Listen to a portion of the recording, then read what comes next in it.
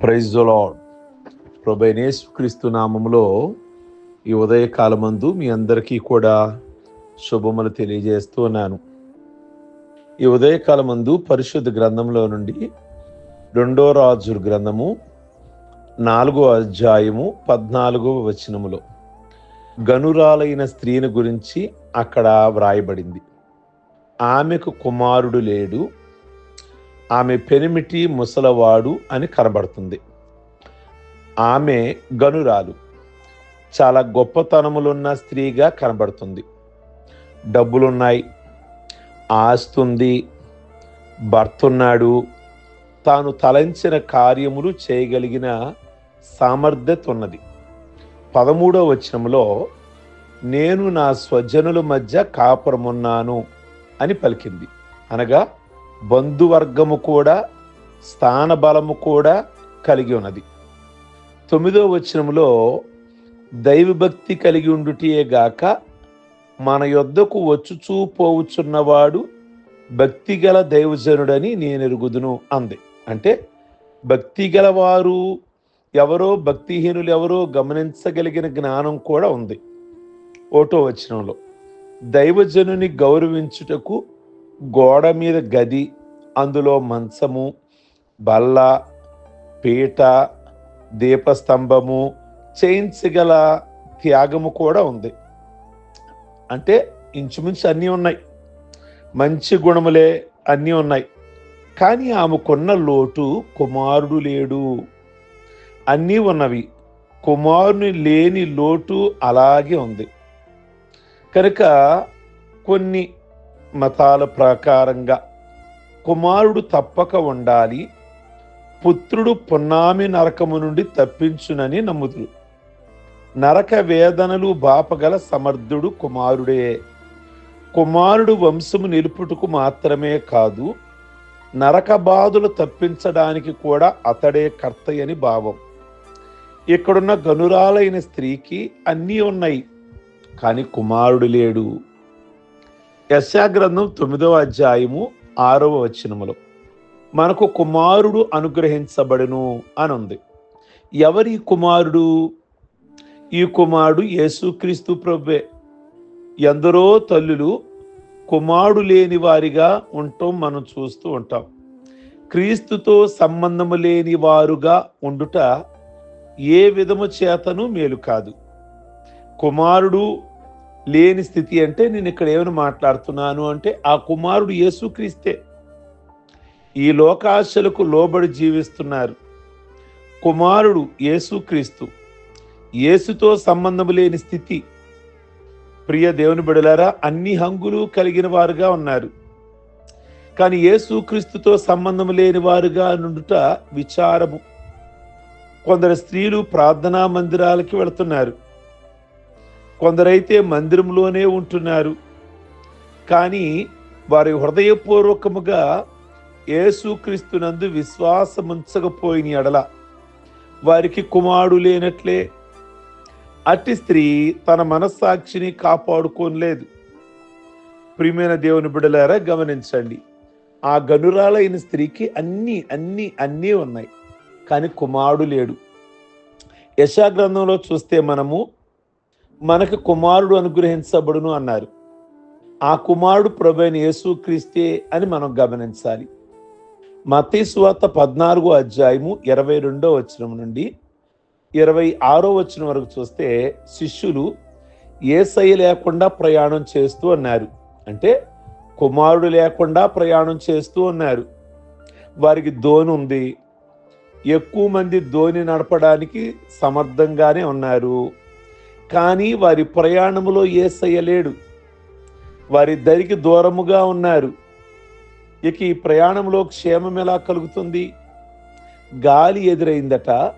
అవును, క్రీస్తు లేని జీవితాలలో, కుటుంబాలలో ఎదురుగాలులు తప్పకుండా వస్తాయి.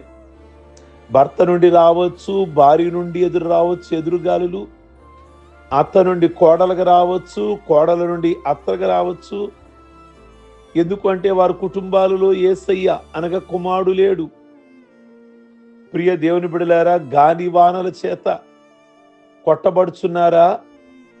యేసు లేని ఈ దోణి అలల వలన కొట్టబడుచుండెను. ఒక అలదెబ్బ తట్టుకొని ఆడు తిరుగుకు ముందే మరో అలదెబ్బ కొట్టుచున్నది. హృదయములో విశ్రాంతి కొదువైపోయింది. తన శిష్యులు 26వ వచనములో గలిబిలిలో ఉన్నారని యేసయ్య ఎరిగి వారి రక్షించే ఉద్దేశంతో యేసయ్యే వారి యొద్దకు వస్తున్నారు. అప్పుడు శిష్యులు యేసయ్య సముద్రపై నడుచుడు చూచి తొందరబడి అని ఉంది. ఈనాడు చాలా మంది తొందరపడుతున్నారు. ప్రియ దేవుని బిడ్డలారా, అనేకమైన విషయాలలో తొందర. స్తోమత లేకుండానే ఇల్లు కట్టేయాలి అనే తొందర, వివాహ వయసు రాకుండానే పెళ్లి చేసేయాలి అనే తొందర. కనుక సమయం రాకుండానే ఏ విషయమైనా కానీ ఏదైనా కానీ తొందరపడటం అది కలవరాలకు దారితీస్తుంది. యేసయ్య లేని ఎండలో ఈ కలవరపాట్లు తప్పవు. ప్రియ దేవుని బిడ్డలారా, లూకా సువార్త 2వ అధ్యాయము 44వ వచనంలో మరియా యోసేపు బంధుజనములు యెరూషలేము ప్రయాణములో ఉన్నారు. అక్కడ జరిగిన పస్కా ఉత్సవంలో పాల్గొన్నారు. చాలా ఆనందదాయకంగా జరిగిన సందర్భమే. కానీ అక్కడ యేసు లేడు. వారు సమూహములో ఉన్నాడనుకున్నారు. ఒక దిన ప్రయాణం అంత దూరం వెళ్ళిపోయారు. యేసు క్రీస్తుని దేవాలయంలోనే వదిలేశారు. మరియా యోసేపులు మర్చిపోయారు. కానీ యేసయ్య వారి ప్రయాణంలో ఉన్నాడనుకున్నారు. యేసయ్య వారితో ఉన్నాడనుకున్నారు. కానీ యేసయ్య వారితో లేడు. యేసయ్య వారి ప్రయాణములో వారితో కూడా లేడు. కానీ చాలామంది ఈరోజు తలంపులలో మాత్రము యేసయ్య ఉన్నాడనుకుంటున్నారు. ఏం ప్రయోజనం? వారితో యేసయ్య లేడు.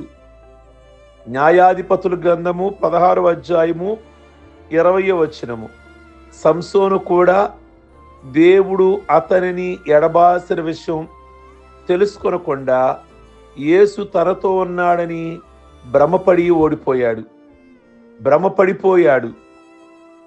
కనుక ప్రియ దేవుని బిడ్డలారా, గమనించండి. యేసు క్రీస్తుని ఏనాడో ఎడబాసేశాడేమో. యేసయ్య ఉన్నాడు నీ కుటుంబంలో, యేసయ్య నీ జీవితంలో ఉన్నాడని నీవు భ్రమలో ఉన్నావేమో. కనుక న్యాయాధిపతుల గ్రంథము 21వ అధ్యాయము 25వ వచనములలో, ఆ దినములలో ఇశ్రాయేలులకి రాజు లేడు, ప్రతివాడును తన ఇష్టానుసారముగా ప్రవర్తించుచూ వచ్చెను అని ఉంది. ఈ ప్రజలకు రాజు లేడు. నేను ఇక్కడ ఏమంటున్నాను అంటే, ఆ రాజు యేసు క్రీస్తే. కనుక వాళ్ళకి రాజు లేడు.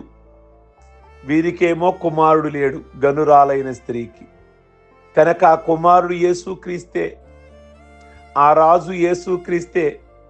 కనుక లేనందున ప్రతివారు తన ఇష్టం వచ్చినట్లుగా కనబడుతుంది. కనుక నీ జీవితంలో నీ ఇష్టమే నెరవేర్చుకుంటున్నావు.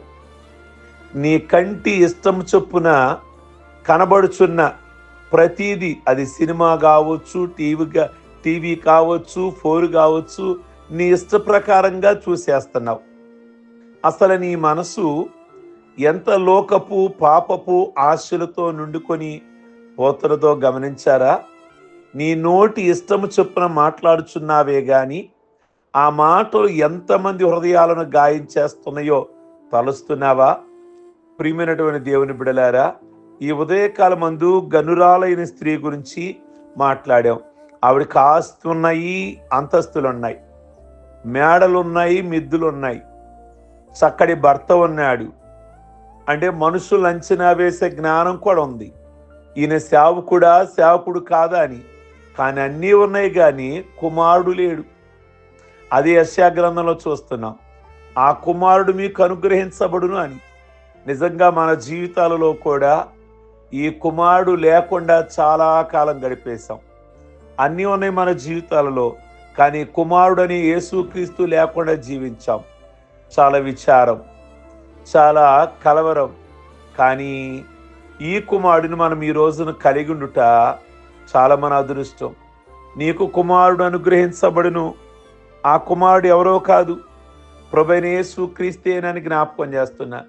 శిష్యులు ఆ యేసుక్రీస్తు అది ఆ కుమారుడు లేకుండా ప్రయాణం చేశారు. ఆ ప్రయాణంలో ఎన్ని తత్తరబాటులు, ఎంత గాలి, ఎంత ఒడిదుడుకుకి లోనయ్యారు, ఎంత కలవరానికి లోనయ్యారు. ఈ ఉదయకాలమందు ప్రియ దేవుని బిడలారా, ఆ కుమారుడు లేడేమో మీ కుటుంబాల్లో జ్ఞాపకం చేసుకోండి.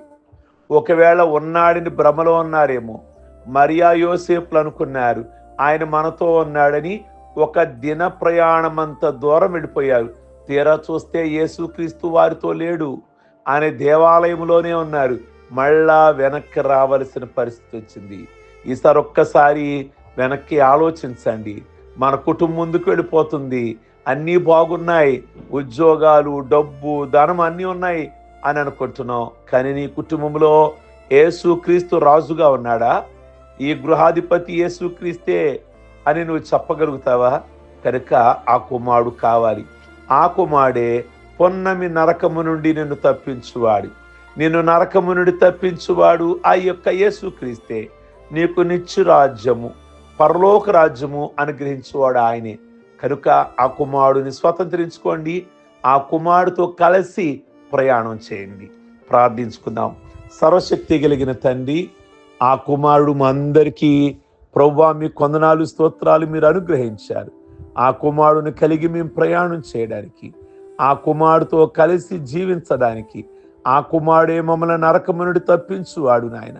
మా పాపములు తీసివేసేవాడు అయ్యా, తన రక్తాన్ని చిందించిన వాడు.